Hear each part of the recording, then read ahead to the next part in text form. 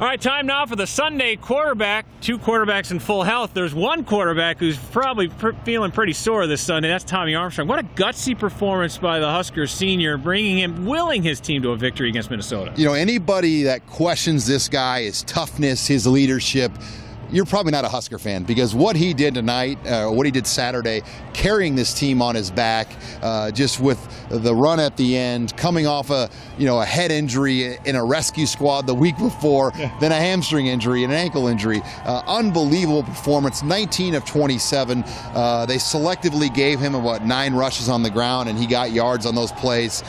Just an all-out, I'm a senior, I'm leaving it all out here on the field. Yeah, the guy who carried the team to a victory actually got carried off the field by his teammates because of that hamstring injury, though Tommy Armstrong assured reporters after the game that there is no way he's going to miss next week's game, the final home game of the season against Maryland. The rushing attack, Huskers really dominated, especially in that second half, and that was a big reason why they outscored Minnesota 14-0. Yeah, we talk about that magical 200 number each week. Nebraska needs to shoot for that, but the way the possessions were limited in this game, it wasn't going to be as attainable, and I think Nebraska used their throwing game as well, Andy, as an extension of the running game, and when you have all those receivers healthy, the execution was much better today with just those short, controlled throws by Tommy Armstrong. But Terrell Newby, fourth quarter, that's what you want.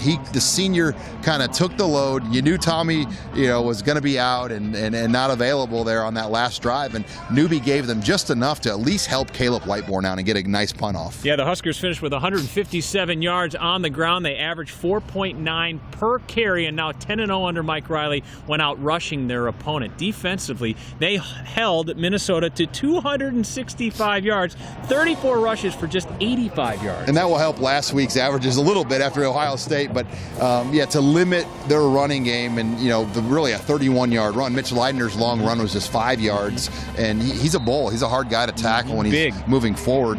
But the way they defended the run, it took Minnesota out of what they wanted to do. They are a play-action, downfield shot passing team, and when they're not running it consistently, it took away the play action, and then at the end of the game, it put them in a situation where they don't really want Mitch Leidner to be a drop back type of guy, and Nebraska forced the only turnover at that point. Very opportunistic turnover by Kyron Williams, and that really, we've seen more and more of those tip balls into the arms of Nebraska players, and this one the biggest play defensively of the game. No doubt, and Nate Gary almost had one earlier as well. So those safeties continue to come up big. Aaron Williams got the tip for Kyron Williams on that play.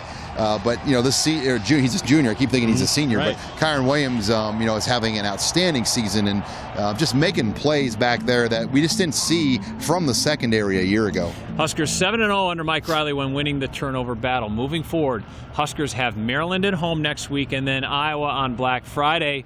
This team, 10 wins, is still out in front of this team, and really the Big Ten West title, they're still in the hunt. They need Wisconsin to lose, but it could happen. Yeah, today in the country, Saturday, things took a huge shake everywhere, so I would not want to be a college football playoff committee member trying to kind of figure out the poll, but what we know now is Penn State, if Ohio State beats Michigan, is essentially in the driver's seat to go on the east side. Wisconsin right now holds it right now, but if Minnesota were to beat Wisconsin, and they play the final Saturday of the season, that there could be a little bit of intrigue for Nebraska to get into Indianapolis and potentially play Penn State. So there's a lot out there for this team these next 2 weeks.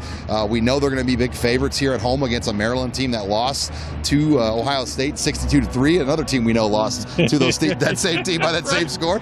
But it's going to be a fun finish here. Nebraska, bottom line, they had to get back on track.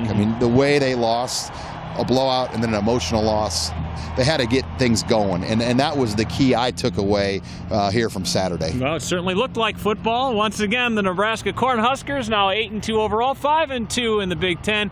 They beat Minnesota 24-17.